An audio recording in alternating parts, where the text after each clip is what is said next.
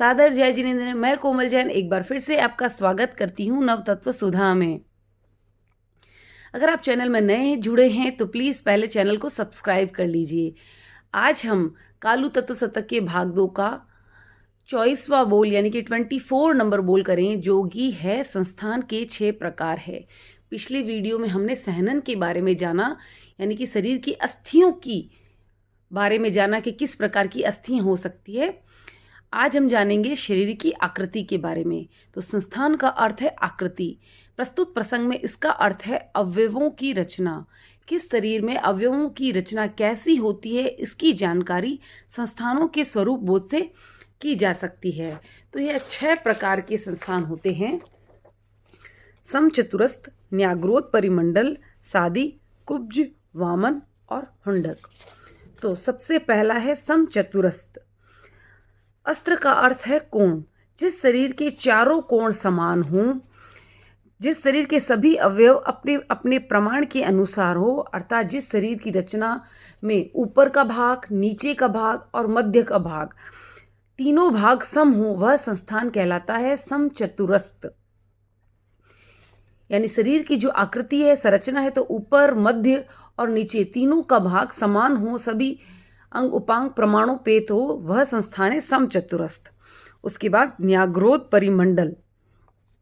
न्याग्रोध का अर्थ यहां बताया गया है वट का वृक्ष। एग्जाम्पल दिया है वट वृक्ष के समान। जिस शरीर की संरचना वट वृक्ष की भांति नाभि नावल के ऊपर तो हो, बड़ा और नीचे का भाग छोटा हो, उसे न्याग्रोध परिमंडल कहा गया है। जैसे वट का वृक्ष होता है तो वह ऊपर से होता है बड़ा और नीचे से छोटा, तो इस तरह की जो शरीर की संरचना होती है उसे न्याग्रोध परिमंडल कहा गया है।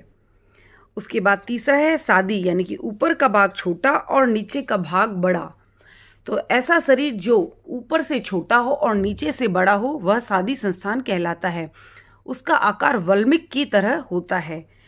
चौथा कुब्ज। पीठ पर पुद्गलों का अधिक संचय हो, उस संस्थान को कहते हैं कुब्ज। जैसे ऊंट के पीठ पर पुद्गलों का अधिक संचय होता है, उसके कुब्ज बनी हुई रहती है, तो ऐसी आकृति को कहते हैं कुब्ज संस्थान। पांचवा है वामन। जिस शरीर के सभी अंग उपांग छोटे हो, ऐसे शरीर की आकृति या संरचना जिसमें सभी अंग उपांग छोटे हो, उस संस्थान को कहा गया है वामन। उसके बाद छठा है 6 नंबर हुंडक। जिस शरीर की रचना में कोई अवयव प्रमाणोपेत नहीं हो, जिसके सभी अंग उपांग हुंड की तरह संस्थित हो, वह हुंड संस्थान कहलाता है। यानी कि जो छठा संस्थान है उसके अंदर कोई भी शरीर का कोई भी अवयव प्रमाण के अनुसार नहीं होता, या तो छोटा होता है या बड़ा होता है। तो ये 6 प्रकार के संस्थान हैं। एकेंद्र से लेके पंचेंद्र तक के जीवों में सभी में शरीर की संरचना अलग अलग होती है, आकृति अलग अलग होती है और अलग अलग संस्थान पाया जाता है। तो हम समझते हैं कि किस प्रकार के जीवों में किस प्रकार का संस्थान होता है। तो 7 नारकी, 5 स्थावर, 3 विकलेंद्रिय यानी कि द्विंद्रिय, त्रिंद्रिय और चतुरेंद्रिय। उसके बाद असंघी तिर्यंच व असंघी मनुष्य, इन सभी में हुंडक संस्थान पाया जाता है। निश्चित रूप से इनमें हुंडक संस्थान ही पाया जाता है।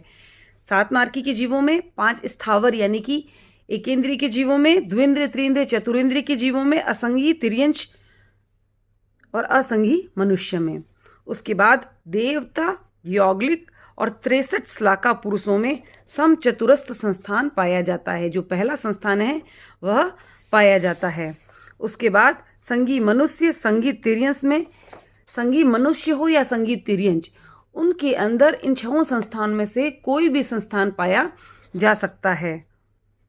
और सिद्ध शरीर से मुक्त होते हैं। उनके पास जब शरीर ही नहीं होता है, आकृति ही नहीं होती है, तो उनके पास कोई भी संस्थान नहीं होता है। अगर आपको वीडियो पसंद आया है तो प्लीज़ इसे ज़्यादा से ज़्यादा लाइक और शेयर कीजिए और मेरे साथ बने रहिए स्वाध्याय के इस क्रम में। ओम अरहम।